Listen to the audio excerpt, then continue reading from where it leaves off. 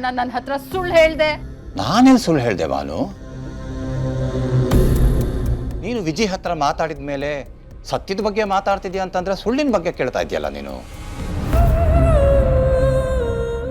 ಇಲ್ಲ ಅಣ್ಣ, ನೀನ್ ಹೇಳ್ದ ಹಾಗೆ ವಿಜಯ್ ಬದಲಾಗಿಲ್ಲ.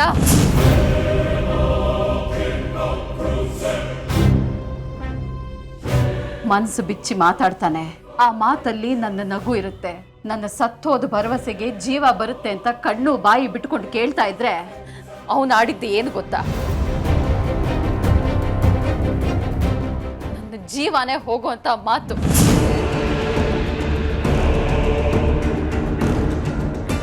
ಅದಂತೂ ಸಾಧ್ಯವೇ ಇಲ್ಲ. ಅಂಥದ್ದೇನಂದ ಅವನು? ಅವನು ಗೀತನ್ನ ಮನೆಯಿಂದ ಓಡಿಸೋದಕ್ಕೆ ಏನೋ ಪ್ಲಾನ್ ಮಾಡಿದ್ದಾನೆ ಅಂತ ಮಾತು ಶುರು ಮಾಡಿದ್ರೆ ಅಲ್ಲಿ ಏನಾಯ್ತು ಗೊತ್ತಾ? ತಂಗಮ್ಮ, ನೀನು ರಬ್ಬರ್ ತರ ಇಳಿಬೇಡ ತಂಗಮ್ಮ. ಟಕ್ಕಂತ ಹೇಳು, ನಂಗೆ ಅರ್ಥ ಆಗ್ತಿಲ್ಲ. ಮನಸ್ಸು ಬಿಚ್ಚಿ ಮಾತಾಡಿದ್ನ ನಿನ್ನ ಮಗ? ಮಾತಾಡ್ದ. ಮನಸ್ಸು ಬಿಚ್ಚಿ ನೇರವಾಗಿ ನನಗೂ ಗೀತಾಗೂ ಮದ್ವೆ ಮಾಡ್ಸಮ್ಮ ಅಂದ. ಅವಳು ನಿನಗೆ ಸರಿಯಾದ ಸೊಸೆ ಅಂದ್ಬಿಟ್ಟ.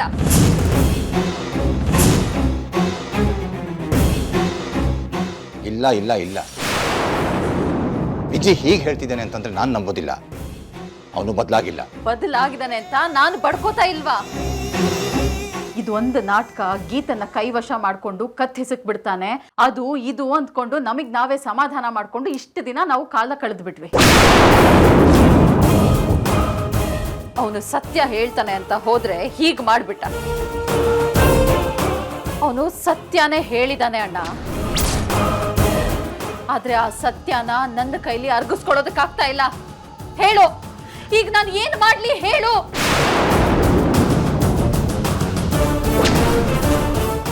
ಮಾತಾಡು. ಓ ವಾಸ್ತು ಪುರುಷ,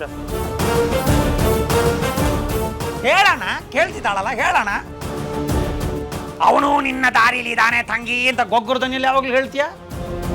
ಅವನೀಗ ಕಟ್ಟಬೇಕು ಅಂತ ಅಂದ್ಕೊಂಡಿರೋದು ನಿನ್ನ ಕೈಲಿರೋ ಲಾಡಿಮಣಿ ಅಲ್ಲ, ಅರಿಶಿನದ ದಾರದ ಕರಿಮಣಿನ ಗೀತನ ಕೊರಳಿಗೆ ನಾನು ಕಟ್ತೀನಿ ಅಂತ ತುದಿಗಾಲಲ್ಲಿ ನಿಂತ್ಕೊಂಡಿದ್ದಾನೆ. ಏನಂತೀಯ ಇದಕ್ಕೆ? ಇಲ್ಲ, ಏನೋ ಗೊಂದಲ ಆಗಿದೆ ಇಲ್ಲಿ. ಆಯ್ತಲ್ಲ, ನಾನು ಇಷ್ಟು ದೊಡ್ಡ ಡೈಲಾಗ್ಗೆ ಅಂದಿಷ್ಟೇ, ಇಷ್ಟು ಗೊಂದಲ ಮುಗೀತು. ಏನೂ ಇಲ್ಲ ದೊಡ್ಡಣ್ಣ.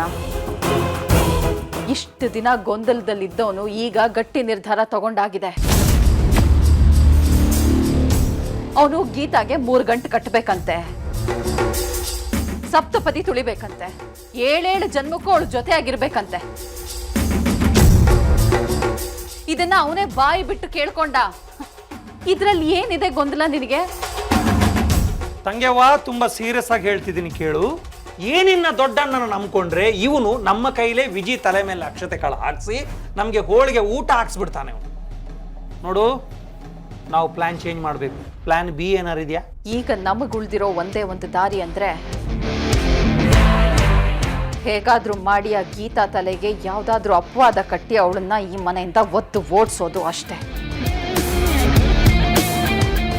ಸಾರಿ ಅತ್ತೆ, ಅದು ಈ ಜನ್ಮದಲ್ಲಿ ನಿಮ್ ಕೈಯಿಂದ ಸಾಧ್ಯ ಇಲ್ಲ. ಯಾಕೆ ಯಾಕೆ ಸಾಧ್ಯ ಇಲ್ಲ? ಯಾಕಂದ್ರೆ ನಿಮ್ ಮಗ ನಿಮ್ಗಿಂತ ಹೆಚ್ಚಾಗಿ ಹಚ್ಕೊಂಡಿರೋದು ನನ್ನನ್ನ. ತುತ್ತು ತಿನ್ಸೋದ್ರಿಂದ ಹಿಡಿದು ರಾತ್ರಿ ಮಾತ್ರೆ ನುಂಗ್ಸೋವರೆಗೂ ನಾನೇ ಬೇಕು ಅತ್ತೆ. ನನಗ್ ನೋವು ಕೊಡಕ್ಕೆ ನಿಮ್ ಜೊತೆ ಸೇರಿ ಉಪಾಯ ಮಾಡ್ದವನು ನನಗೆ ನೋವಾಯ್ತು ಅಂತ ಉಪವಾಸ ಮಾಡ್ದ.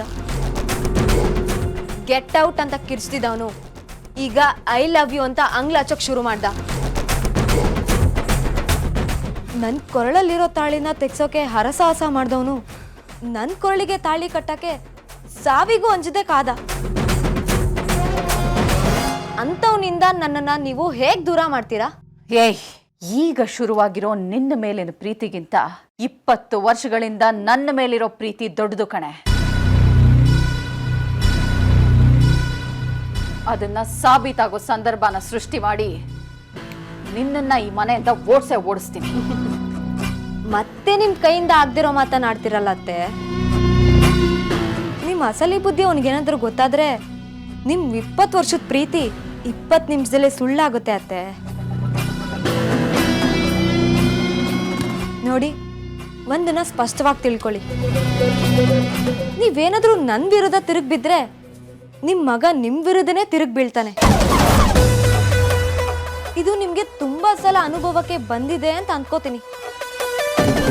ಒಟ್ನಲ್ಲಿ ಹೇಳ್ಬೇಕು ಅಂದ್ರೆ ನಿಮ್ ಮುದ್ದಿನ ಮಗ ಕೇಳೋದು ಈ ಹೆಂಡತಿ ಅಲ್ಲದ ಹೆಂಡತಿ ಮಾತನ್ನ. ತುಂಬಾ ಮಾತಾಡ್ತಿದ್ಯಾ ನೀನು. ಅವನ ಪ್ರೀತಿಯ ಕೊಳದಲ್ಲಿ ಈಜಾಡ್ತಿರೋ ನಿನಗೆ ದುಪ್ಪಂತ ಬೀಳೋ ಬಲೆಯ ಪರಿಚಯ ಇಲ್ಲ ಅಂತ ಅನ್ಸುತ್ತೆ. ಪ್ರೀತಿನ ಬಲೆಲೆ ಬಂಧಿಸ್ತೀನಿ ಅನ್ನೋದು ನಿಮ್ ಮೂರ್ಖತನ ದೊಡ್ಡ ಮಾವ.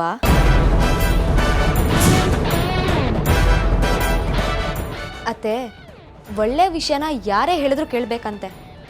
ಅದಕ್ಕೆ ಹೇಳ್ತಾ ಇದ್ದೀನಿ, ನೀವು ಈ ರೀತಿ ಪ್ಲ್ಯಾನ್ ಮಾಡ್ತಾ ತಲೆ ಕೆಡ್ಸ್ಕೊಂಡು ಸಮಯ ವ್ಯರ್ಥ ಮಾಡಿದ್ರೆ ನಿಮಗೆ ಕಷ್ಟ ಆಗುತ್ತೆ ಅತ್ತೆ. ಮಾವನ ಎದುರುಗಡೆ ನೀವು ಕಾಯೋ ಮನಸ್ಸು, ಕಾಪಾಡೋ ವ್ಯಕ್ತಿತ್ವ, ಅದು ನೀನಾದ್ರೂ ಹಾಳು ಮಾಡ್ಕೊಂಡ್ರೆ ಈ ಮನೇಲಿ ಬಿದ್ದೋಗೋದು ನಿಮ್ದೇ ಸ್ಥಾನ ಹೊರತು ನಂದಲ್ಲ ಅತ್ತೆ. ಮನೆ ಒಳಗಿನ ಕಿಚ್ಚು ಮನೆನ ಸುಡುತ್ತೆ, ನೆರಮನೆನಲ್ಲ.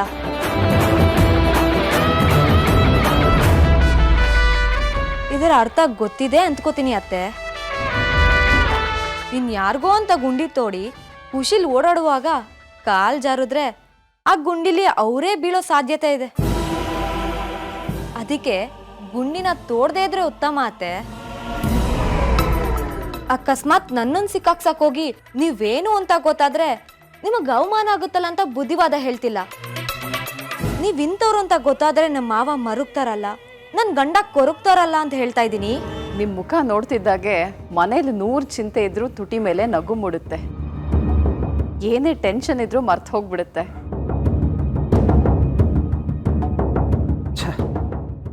ಫೋನೇ ರಿಸೀವ್ ಮಾಡ್ತಾ ಇಲ್ವಲ್ಲ. ಬ್ಯುಸಿ ಇದ್ದೀರಾ? ಹೌದು ಬಾನು, ಒಂದು ಮುಖ್ಯವಾದ ಫೋನ್ ಕಾಲ್ ಮಾಡಬೇಕಾಗಿತ್ತು. ಅಯ್ಯೋ, ಈಗಲೇ ಫೋನ್ ಚಾರ್ಜ್ ಕಡಿಮೆ ಆಗಬೇಕಾಗಿತ್ತಾ? 1% ಇದೆ ಬಾನು, ಇದೊಂದು ಸ್ವಲ್ಪ ಚಾರ್ಜ್ ಹಾಕು. ನಾನಂತೂ ತುಂಬ ಸುಸ್ತಾಗಿದ್ದೀನಿ ಬಾನು. ಬೆಳಿಗ್ಗೆಯಿಂದ ಮೀಟಿಂಗ್ ಮೇಲೆ ಮೀಟಿಂಗ್, ಏನೋ ಪ್ರೆಷರ್, ಸಿಕ್ಕಾಪಟ್ಟೆ ಫೋನ್ ಕಾಲ್ಸ್, ಸಾಕಾಗೋಗಿದೆ. ಬಾನು, ನಾನು ಸ್ವಲ್ಪ ಫ್ರೆಶ್ ಆಗಿ ಬರ್ತೀನಿ. ಮೊಬೈಲ್ನ ಚಾರ್ಜ್ ಹಾಕೋದು ಮರಿಬೇಡ, ಒಂದು ಇಂಪಾರ್ಟೆಂಟ್ ಕಾಲ್ ಬರೋದಿದೆ. ಸರಿ ರೀ, ನಾನು ಈಗಲೇ ಮೊಬೈಲ್ನ ಚಾರ್ಜಿಗೆ ಹಾಕ್ತೀನಿ. ನೀವು ಹೋಗಿ ಫ್ರೆಶ್ ಆಗಿ ಸ್ವಲ್ಪ ಹೊತ್ತು ಮಲ್ಕೊಳ್ಳಿ. ಯಾವುದಾದ್ರೂ ಕಾಲ್ ಬಂದರೆ ನಾನು ಎಬ್ಬಿಸ್ತೀನಿ. ಆಯ್ತು ಬಾ. ರೀ, ಕಾಫಿ ಏನಾದರೂ ತರಲಾ? ಈಗ ಬೇಡ ಬಾನು.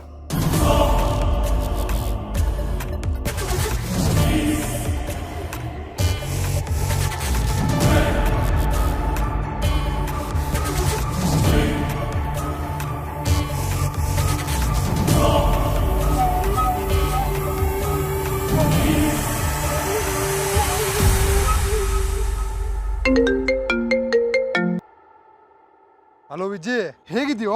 ಹುಷಾರಾಗಿದ್ದೀನಿ ಕಣ್ರೋ. ನಾಳೆ ಇಲ್ಲ ನಾಡಿದ್ದಂಗೆ ಕಾಲೇಜಿಗೆ ಬರ್ತೀನಿ. ವಿಜಯ್, ನೀನ್ ಇಲ್ದೆ ತುಂಬಾ ಬೋರ್ ಆಗ್ತಿದ್ಯೋ. ಈ 3 ದಿನ ಅದೇ ಕಳೆದ್ವೋ ನಮ್ಗೆ ಗೊತ್ತಿಲ್ವೋ. ಆದ್ರೆ ನನಗಂತೂ ಫುಲ್ ಖುಷಿಯಾಗಿದ್ದೀನಿ ಕಣ್ರೋ. ಕೊಡಲಿ. ಯಾಕಪ್ಪ ಕಾಟ ಕೊಡೋಕ್ ನಾವ್ ಇರ್ಲಿಲ್ವಲ್ಲ ಅದಕ್ಕ? ಅಲ್ಲ ಕಣ್ರೋ, ಪ್ರೀತಿ ಮಾಡೋದಕ್ಕೆ ನನ್ನ ಹೆಂಡತಿ ನನ್ನ ಜೊತೆಗಿದ್ದಾಳಲ್ಲ, ಅದಕ್ಕೆ. ಅವಳು ನನ್ನ ಎಷ್ಟೇ ಚೆನ್ನಾಗಿ ನೋಡ್ಕೊಂಡ್ಲು ಗೊತ್ತಾ? ಅವಳೇ ಊಟ ಮಾಡಿಸಿದ್ಲು, ಮಾತ್ರೆ ನುಂಗ್ಸಿದ್ಲು, ನನ್ನ ಹಿಡ್ಕೊಂಡು ರೂಮ್ ತುಂಬಾ ನಡೆಸಿದ್ಲು. ಬಾಯಿ ಬೈತಿರುತ್ತೆ ಕಣ್ರೋ, ಆದ್ರೆ ಕಣ್ಣು ಪ್ರೀತಿನ ಚಲ್ತಿರುತ್ತೆ. ಇಲ್ಲಿರೋ ಒಂದೊಂದು ಕ್ಷಣನೂ ಗೀತಾ ಜೊತೆ ಕಳಿತಿದ್ದೀನಿ ಅನ್ನೋ ಆನಂದ ನನಗಿದೆ. ಈ ನೋವು ಹಿತ ಅನ್ಸ್ಬಿಟ್ಟಿದೆ ಕಣ್ರೋ. ಆದ್ರೆ ಒಂದೇ ಒಂದು ಬೇಜಾರಿದೆ ಕಣ್ರೋ. ನಾನಂತೂ ಸಂಪೂರ್ಣವಾಗಿ ಗೀತಾ ನನ್ನ ಸಂಗಾತಿ, ಈ ಬದುಕು ಅವಳ ಜೊತೆನೆ ಅಂತ ಬದುಕ್ತಿದ್ದೀನಿ. ಆದ್ರೆ ಗೀತಾ ಮಾತ್ರ ಒಂದೇ ಒಂದ್ ಸಲನೂ ನನ್ನ ಪ್ರೀತಿ ಬಗ್ಗೆ ಮಾತಾಡ್ತಿಲ್ಲ. ಅಪ್ಪಿತಪ್ಪಿನೂ ನನ್ನ ಪ್ರೀತಿನ ಅವಳು ಒಪ್ಪಿಲ್ಲ ಕಣ್ರೋ.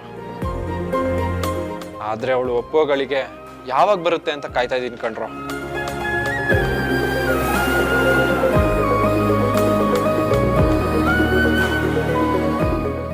ಗಳಿಗೆ ನಾಳೆ ಬರುತ್ತೆ ಯಜಮಾನ್ರೆ. ಯಾವ ಕಾಲೇಜು ನಮ್ಮಿಬ್ರು ಮಧ್ಯೆ ಬೆಂಕಿ ಹುಟ್ಟಾಕ್ತೋ ಅದೇ ಕಾಲೇಜಲ್ಲಿ ನಾನು ನಿಮಗೆ ನಾಳೆ ನನ್ನ ನಿರ್ಧಾರ ಹೇಳ್ತೀನಿ. ಗಂಡ ಅಂತ ಒಪ್ಕೊಂಡ್ಬಿಡು ಅಂತ ಮನ್ಸೇನೋ ಹೇಳುತ್ತೆ, ಆದರೆ ಹಳೆದೆಲ್ಲ ನೆನಪಾದ್ರೆ ಮನಸ್ಸು ಬೇರೆನೇ ಮಾತನಾಡುತ್ತೆ. ನಿನ್ನ ಜೊತೆ ನಿಂತು ನಾಳಿನ ಜೀವನನ ನೋಡೋ ಜೋಶು ಇವತ್ತು ಈ ಕ್ಷಣ ಏನೋ ಇದೆ, ಆದರೆ ಜೋಶು ಜೀವನ ಆಗೋಲ್ಲ ವಿಜಿ. ಯಾಕಂದ್ರೆ ಪ್ರೀತಿ ಬರೀ 3 ದಿನಗಳ ಅಬ್ಬರ ಅಲ್ಲ, ಬೇಸತ್ ಕೂತಾಗ್ಲೂ ಬದುಕಿಸ್ತೀನಿ ಅನ್ನೋ ಭರವಸೆನೇ ಪ್ರೀತಿ.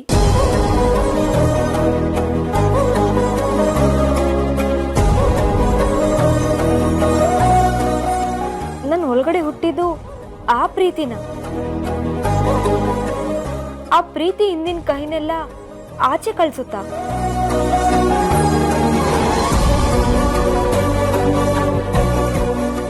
ನಿಮ್ ತಾಯಿ ಮುಂದೆ ನಿಂತು ನಿಮ್ ಮಗ ವಿಜಿ ನನ್ ಕಡೆ ಅನ್ನೋದು ಅಹಂಕಾರಕ್ಕೆ ಊಟ, ಆದ್ರೆ ಅದೇ ಊಟ ನಾಳೆ ಅಜೀರ್ಣ ಆಗೋದ್ರೆ?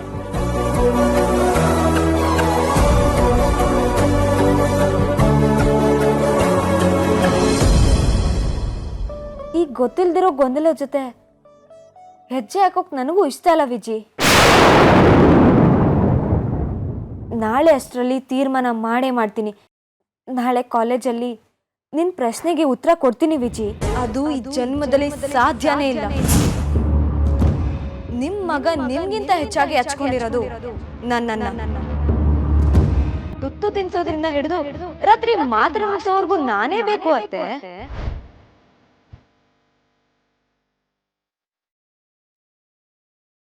ನೀವೇನಾದ್ರೂ ನನ್ ವಿರೋಧ ತಿರುಗ್ ಬಿದ್ರೆ ನಿನ್ ಮಗ ನಿಮ್ ವಿರುದ್ಧನೇ ತಿರುಗ್ ಬೀಳ್ತಾನೆ.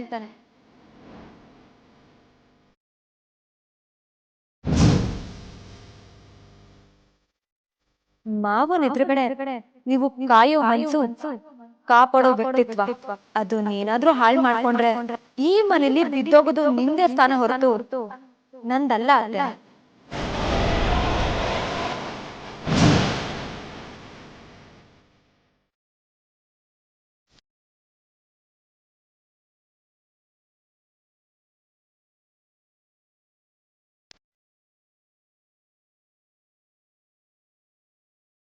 ಇಲ್ಲ, ಈ ಗೀತಾನ ಹೀಗೆ ಬಿಟ್ರೆ ನನ್ನ ಸ್ಥಾನಕ್ಕೆ ಕುತ್ತು ತರ್ತಾಳೆ. ಅದಂತೂ ಅವಳು ಮಾತಲ್ಲೇ ಸ್ಪಷ್ಟವಾಗಿತ್ತು. ಏನ್ ಮಾಡೋದು?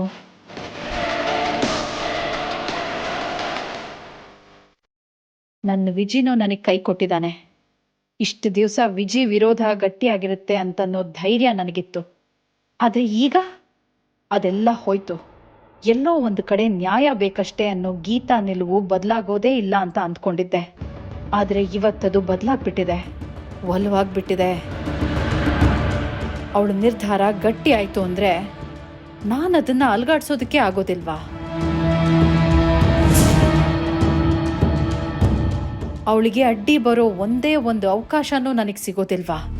ಗೀತಾ,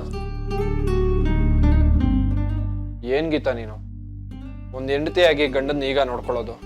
ಮಾತ್ರೆ ಕೊಡೋ ಟೈಮ್ ಆಯ್ತು, ನನ್ನ ಹೆಂಡತಿ ಬರ್ತಾಳೆ ಅಂತ ಎಷ್ಟು ಕಾಯ್ತಿದ್ದೆ ಗೊತ್ತಾ?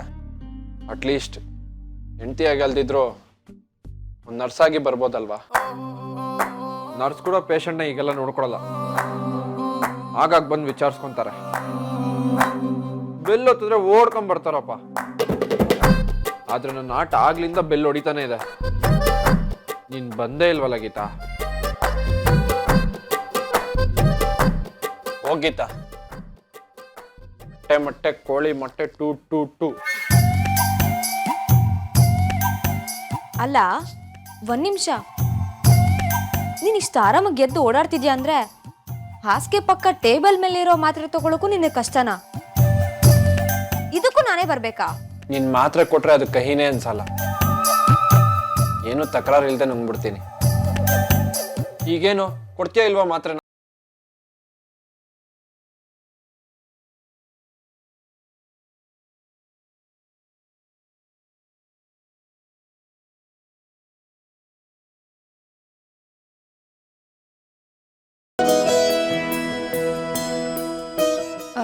ಹಾಗೆ ನಿನಗೆ ಇನ್ನೊಂದು ಕೊಡ್ಬೇಕಾಗಿರೋದು ಬಾಕಿ ಇದೆ. ಎಣ್ಣೆ ಯಾಕೆ ಹೊರ್ಸ್ಕೊತಿದ್ಯಾ? ನೀನೇನೋ ಕೊಡೋದು ಬಾಕಿ ಇದೆ ಅಂದಲ್ಲ, ಅದಕ್ಕೆ ಕೆನ್ನೆ ಕ್ಲೀನ್ ಆಗಿರ್ಬೇಕಲ್ವಾ?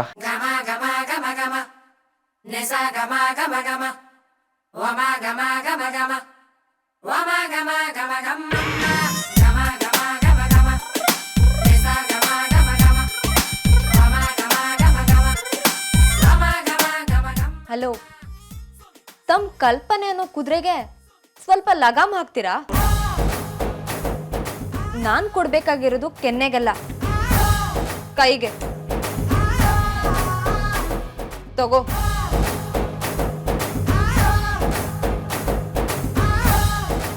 ನೀರು ತಗೋ.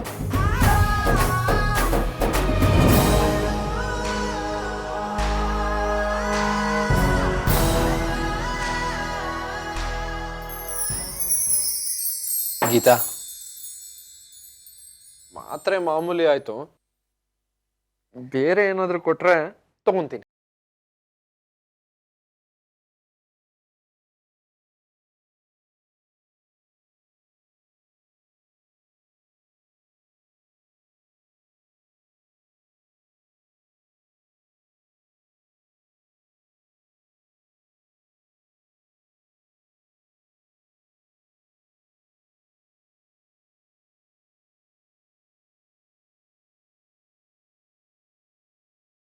ನನ್ನ ನಿರ್ಧಾರ ಇದೆ.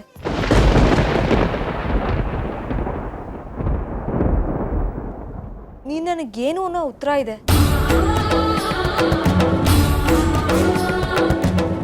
ನನ್ನ ಮನ್ಸಿನ ಭಾವನೆ ಇದೆ.